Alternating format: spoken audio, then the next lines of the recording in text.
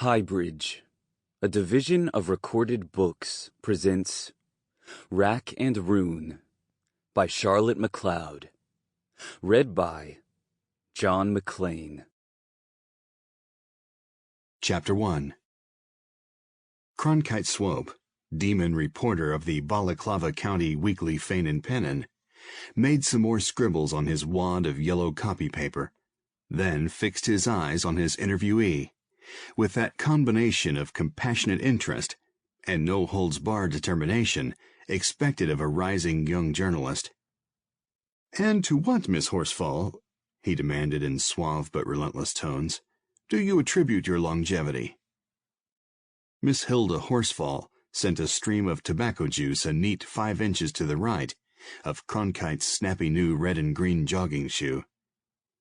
"Hell, you birds been asking me that same darn fool question ever since I turned 100. Can't you think of nothing more interesting? I got bread dough riz and a floor to scrub, and no time to sit here gassing with little squirts like you." As Cronkite was at least a head and a half taller than she, the diminutive was clearly intended to put him in his place, which it did. "If you mean how come I live so long, it's because I never had no dratted fool of a husband to aggravate me into kicking the bucket. Clean living and high thinking, and a slug of my own homemade damson gin at supper time's as good an answer as any, if you got to write something. It's them vitamins in the gin, see? Blasts open the arteries and keeps the blood circulating. Wouldn't hurt you to try some, sonny. You look kind of peaked to me. Trouble with you young'uns nowadays, setting around on your backsides pestering folks that's got work to do so you can dish out tripe for the papers instead of doing a decent hand's turn yourselves now and then." Roger Mudd probably had days like this too. Doggedly, Cronkite pressed for the story behind the story. "You appear to enjoy remarkably robust health, Miss Horsefall, for a lady who's about to celebrate her 105th birthday. Have you ever been bedridden?" "That's a fine question to ask a respectable maiden female, ain't it? No, I ain't never been bedridden." Nevertheless, Miss Horsefall's marsh-hawk eyes grew dreamy with recollection. "Of course, there was a few times in Kenny Lumpkin's buckboard and once on a sleigh ride in February. And let me tell you, it ain't all it's cracked up to be at 10 below, with a gale whistling under your petticoats. Kenny darn near frizzed his fly buttons that night, I can tell you. Though if you print a word of it, I'll snatch you bald-headed. Not that I care much now, and I don't suppose Kenny would give a hoot. He's been pushing up daisies this past 40 year and more. Yep, that was down by the runestone that night. Kenny always had funny notions about that runestone. Canute, his real name was." "What runestone is this?" Cronkite demanded. "I never heard of any in these parts." "Probably a darn sight more things you never heard of neither," said Miss Horsefall.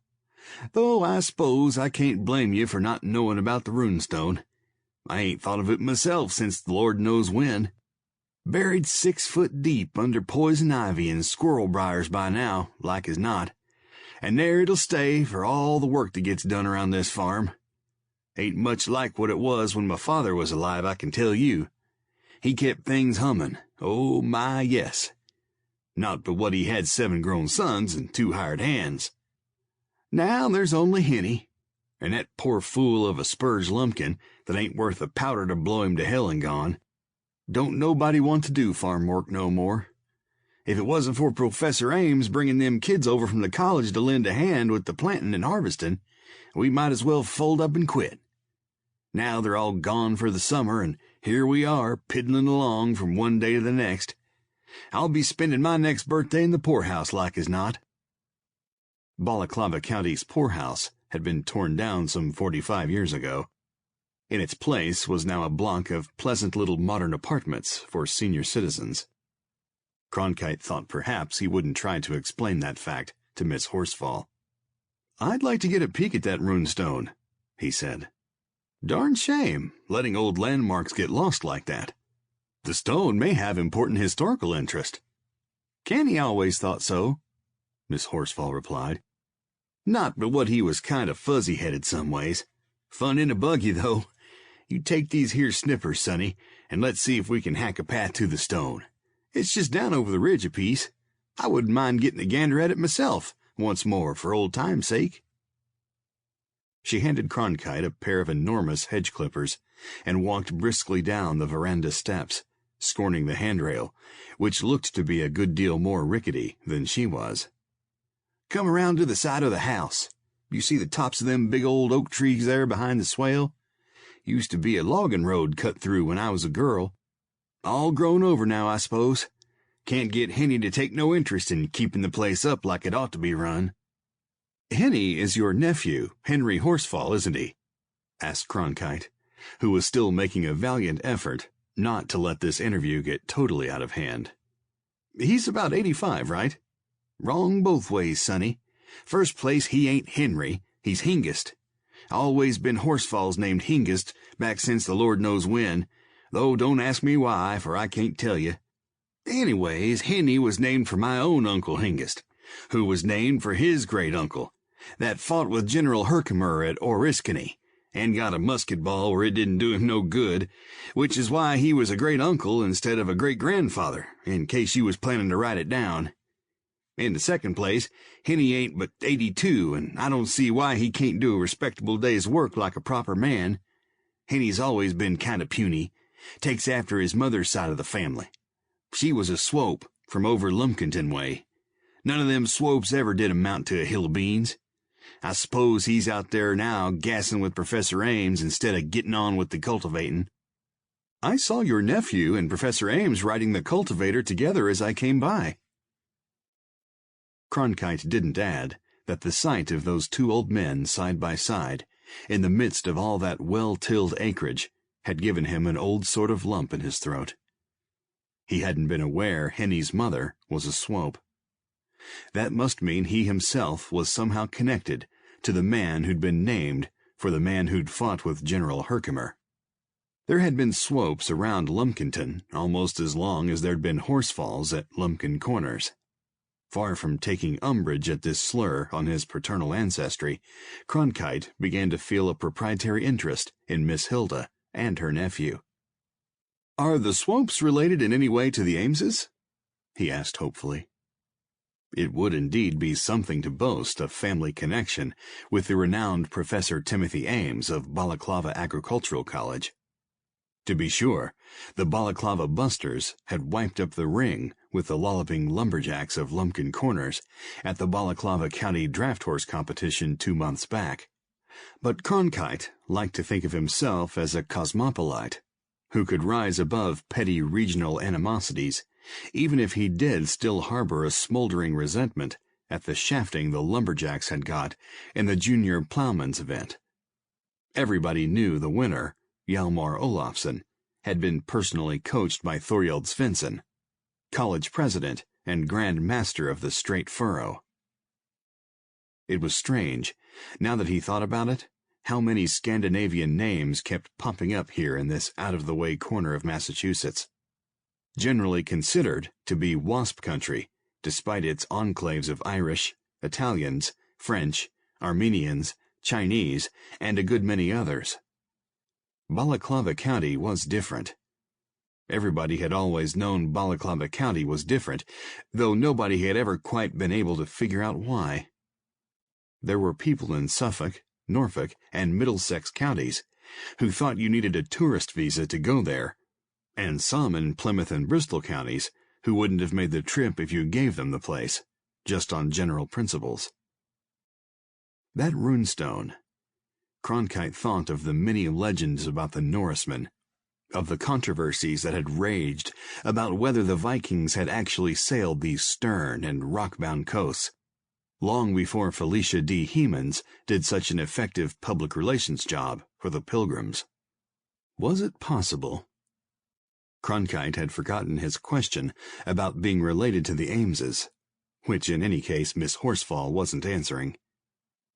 He was gazing at that distant oak grove, like stout Cortez doing his thing on the peak in Darien, although Cronkite himself was lithe, lissom, and at the moment ready to brave any amount of poison ivy for a look at that alleged runestone. There might be a feature story in it, and even a Cronkite Swope byline. Still, he was a considerate and well-brought-up young man. "Are you sure you feel up to showing me the way, Miss Horsefall?" he inquired solicitously. "Why the hell shouldn't I?" she replied, and set off at a pace that could hardly be called brisk, but would still have got her a creditable place or show at the senior citizen's Sunday saunter. "Do me good, work up an appetite. Never meant to end my days settin' and rockin'. See, now we're under the dip of the hill. We can't see the house. Couldn't be seen from it neither, if there was anybody home to look. That's how come me and Kenny— Land of Goshen, what's that old fired caterwauling?" Unearthly sounds echoed over the ridge. Somebody, or something, was in terrible trouble back in the barnyard. It was a fair way from here, but a legman for even a country weekly knows how to leg it. Leaving Miss Horsefall to follow as best she might, Cronkite Swope took to his new jogging shoes and covered the distance in 1 minute 17 1/4 seconds. It was the best time he'd ever made, but it wasn't good enough. By the time Cronkite got to the barnyard, Spurge Lumpkin was horribly, suddenly, gruesomely dead. There wasn't a thing Cronkite could do now but reel over to the tansy patch and get rid of the lunch he no longer wanted. He was still heaving when Hilda Horsefall and Professor Ames drove in on the tractor, dragging the cultivator behind them. "For God's sake, don't look," he gasped. It's...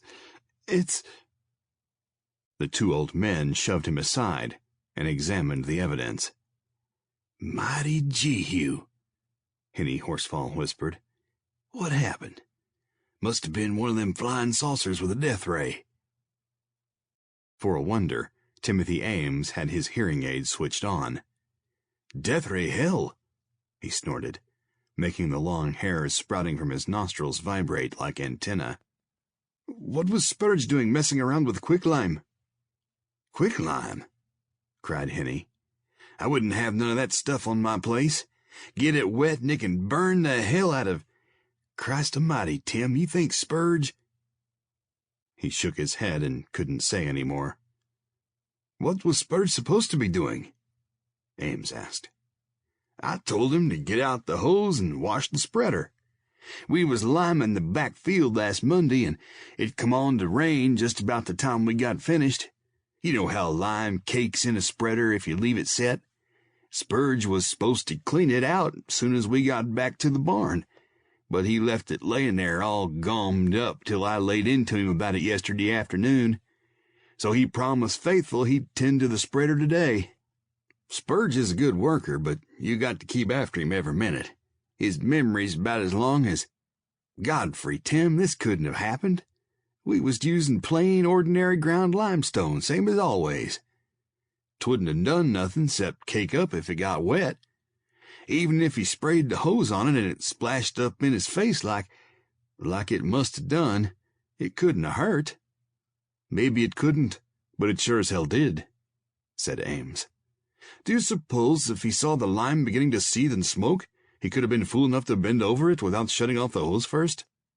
"Spurge was fool enough to do anything, and he was a curious sort of bugger, always sticking his nose right up to— Yep, that's what he must have done.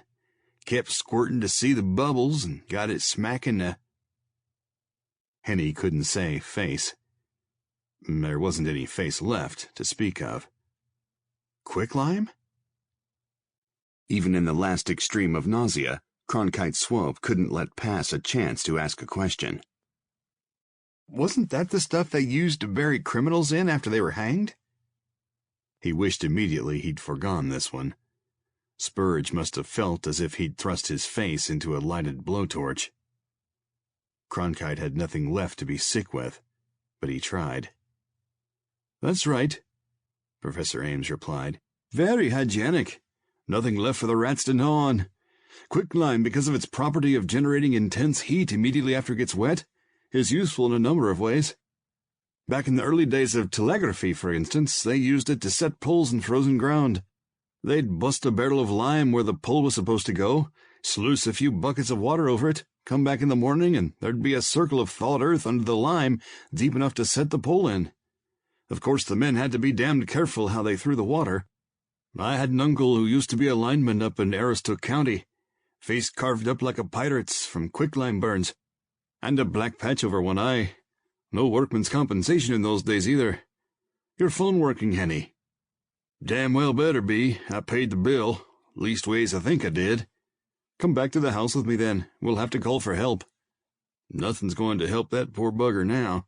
I know. But we can't leave him like this, and nobody'd better touch him till the police have seen what happened. I still don't understand how... God almighty, here comes your Aunt Hilda. Go head her off, young fella, Henny told Cronkite. The Ladies' Aid's planning a big wingding for her birthday. They'll raise old Scratch if I let her die of shock and ruin the party. Hustle her back to the house and call over to the police station. Better see if you can get a hold of old Doc Finsterwald, too, just so's we can say we tried. Glad of an excuse to get away, Cronkite obeyed. The two old men covered Spurge as decently as they could with a tarpaulin, then followed. By the time they got to the house, Miss Hilda had the gin bottle out and the coffee pot on. Timothy Ames did not like using the telephone because of his deafness, but after the police and the doctor had been duly notified, and Henny had got Miss Hilda back to kneading her bread dough and ladling damson gin into Cronkite to settle his stomach, Tim made a call of his own. Chapter 2. "And what is so rare as a day in June?" inquired Helen Shandy, assistant librarian for the Buggins collection. "A drink on the house in a Scotch saloon," replied Peter Shandy, professor of agrology and co-developer with Timothy Ames of Brassica napobrassica balaclaviensis, that super rutabaga which has brought fame to the college and wealth to its propagators. "I grant you the point, my own. Now, if ever, come perfect days, with commencement finished and summer sessions as yet uncommenced. Do you realize I have 3 whole weeks to goof off in? Big deal. Do you realize I have 3 whole weeks in which to catalog the Buggins collection, while nobody's hanging around the library pestering me to look up hog statistics? Must you? I'd rather thought we might spend our days in wanton play among the asphodels. Don't you get enough wantoning as it is? No." Shandy made a grab for his wife, but she eluded him and went on setting petunias. "Unhand me, you ruffian. I want the place looking nice for when Iduna and Daniel get back from their honeymoon. I'm planning to give a tea." "Hadn't you better make it a potlatch? Iduna and Daniel like their grub, you know." "Speaking of potlatches, did I tell you we're invited to the Ameses tomorrow night for dinner?" "You did not. Who's cooking?" "Laurie. She's decided to go in for the housewifely virtues." "Egad, and a rousing forsooth. What are we having, fried penguin?" Professor Ames's only son, Roy, had recently married the former Laurie Gillis, a fellow biologist on an Antarctic expedition. Both had got teaching fellowships at Balaclava and moved in with Tim, to the relief of his neighbors around the Crescent, especially the Shandys, who lived directly opposite. The elderly widower had been far too preoccupied with his work on soils and fertilizers to bother with trivia like clean shirts, balanced meals, and keeping the lawn mowed.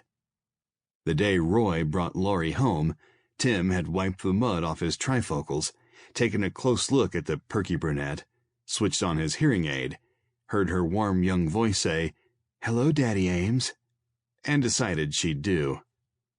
As Laurie herself was not the type to do things by halves, she'd adored the hirsute gnome on sight. Since Roy was understandably fond of both his wife and his parent, the arrangement couldn't have been a happier one. For a wedding present, Tim had handed Laurie his checkbook, waved a hand around the fine old house his late wife had so dismally neglected, and said, "Fix it up to suit yourself." Roy and Laurie were spending a glorious summer obeying their father's wish. They'd picked out a living room carpet in a wave-like design of blues and greens. They'd bought white leather furniture that loomed up like a field of midget icebergs from the sea of blue-green shag, to remind them of those halcyon days when love had bloomed on the Ross Sea. They'd selected wallpaper with a design of diatoms and coelacanths. They'd done over Tim's bedroom and study in earth tones of umber, ochre, and terracotta to make him feel truly at home. Their own bedroom had a frieze of emperor penguins and a pin-up poster of Jacques Cousteau. The kids had also got a car, which they were paying for out of their own meager stipends, because they didn't want to take unfair advantage of Tim's generosity. The clunker, once driven by Jemima Ames, and later, briefly, by the infamous Lorene McSpee, had flunked its last sticker test, and been reduced to a foot or two of squashed recyclement. Now President Svensson had undisputed possession of the crummiest car in Balaclava County. "I do think it's sweet that Laurie and Roy are taking such marvelous care of Tim," Helen remarked, as she reached for another petunia. "Tim's taking pretty damn good care of them, if you ask me," Peter grunted, forking in a handful of 5-10-5. "Where are they all off to today?" "Laurie wanted to look at more wallpapers. She and Roy dropped Tim off at some old farmers over in Lumpkin Corners, and they're going to pick him up on the way back. I wonder if he took his soil auger with him. Darling, do you remember back in May when we had that gaggle of visiting congressmen up at college? Tim came wandering by with that huge drill in his hand, almost as tall as himself, and one of the congressmen asked him what he used it for.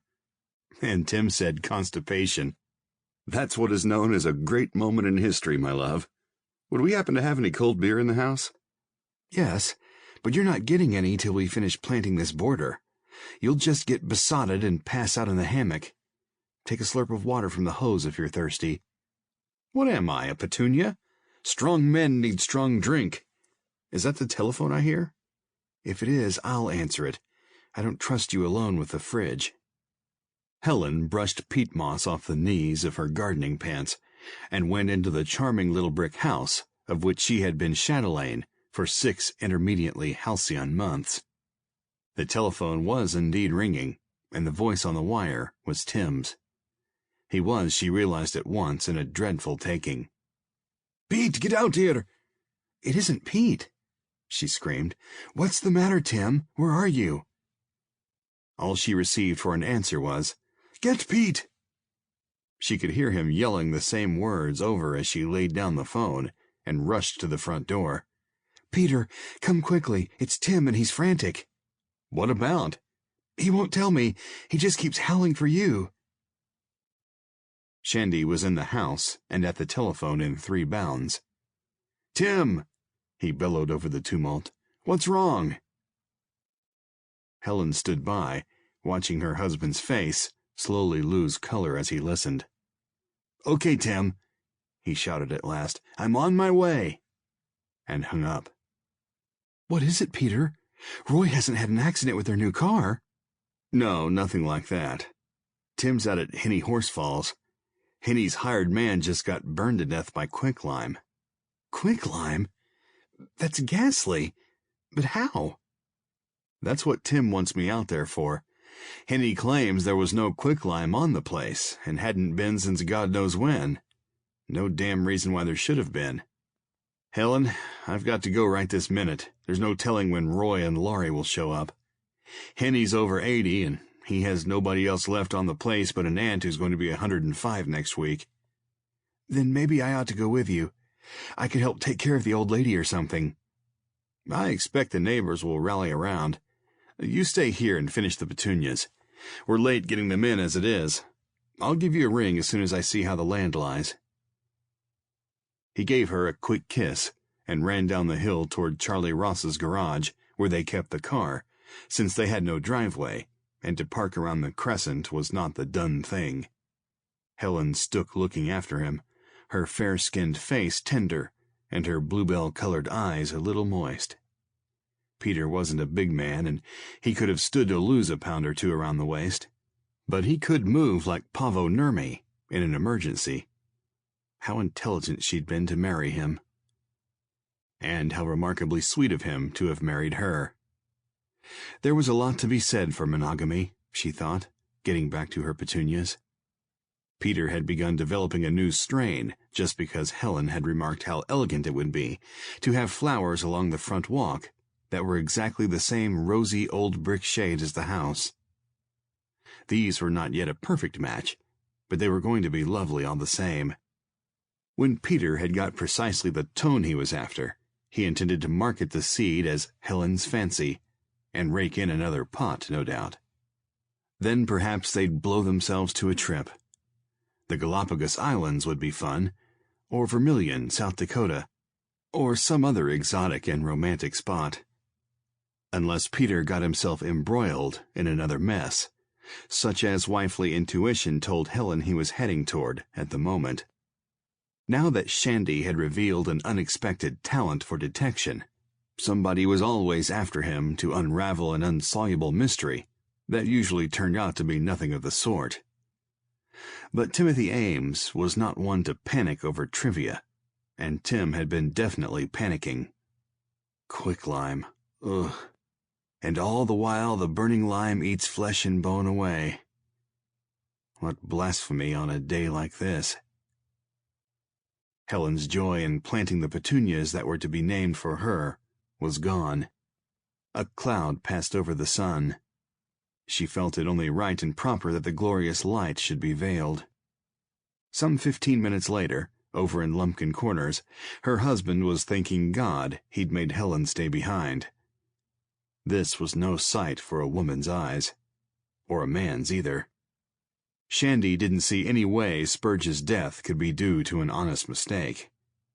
Henny Horsefall, despite his years, was as bright as he'd ever been, and at least one of his eyes was in good working order. Henny hadn't got around to throwing out the big, heavy paper bags from which he and Spurge had originally filled the spreader. They were stamped ground limestone, and Shandy and Tim had tested the residue, proving conclusively that the bags had contained only the harmless white powder they'd been supposed to hold. Traces of plain limestone were still caked on the bottom of the spreader. It was obvious the quicklime had been dumped in on top of the clogged openings. But why? How could one human being do this to another? "Maybe they didn't mean to kill him," Henny Horsefall replied to the question Shandy must have asked aloud. "Wouldn't nobody 'cept a dern fool like Spurge stick their face down inside to see why 'twas bubbling, would they?" "You might if you didn't have your specs on," said his aunt, who had refused to be shooed back to the house. "I would have myself, like as not." "You wouldn't have been hosing down the spreader, Aunt Hilda." "Only because I've got one pair of hands instead of 6. The way you let everything slide around here, maybe you let the lime go bad before you got around to using it." "That wouldn't happen, Miss Horsefall," said Shandy. "Quicklime is an entirely different thing from what your nephew is using. The only way it could have got into the spreader, as far as I can see, is for it to have been put there between the time the spreader was last used and the time Spurge Lumpkin started washing it out. From the violence of the reaction, I'd say the lime hadn't been exposed to the air very long. Can you remember what day you last used the spreader, Mr. Horsefall?" "Thursday, I think it was. 4 or 5 days ago, anyway. I told Spurge to clean it time and again, but he forgot." "Might have known he would," sniffed the aunt. "Why didn't you keep after him like you should have? If I've told you once, I've told you 1,000,000 times. "Well, don't tell me again," her nephew snapped back. "I'm in no shape to listen. Neither's Spurge, poor bastard." "I suppose we'll have to lay out for the funeral." Miss Hilda was determined to get the last word one way or another. "Not that we can afford it. Times is hard in case you don't know." "You seen him a dern sight harder, and so have I," grunted Henny. "You go to bed with a full belly every night, don't you?" "Nice way to talk in front of strangers and learned men, I must say. Couldn't you at least have said stomach? Won't nobody around here get nothing this night if I don't bestir myself in the kitchen." She grumbled herself off toward the house, and nobody tried to prevent her leaving. "As to the funeral," said Shandy, "I shouldn't be surprised if the college could finance it out of the Agricultural Laborers Assistance Fund, eh, Tim?" Huh? Professor Ames looked blank for a moment. As well he might. Sample complete. Ready to continue?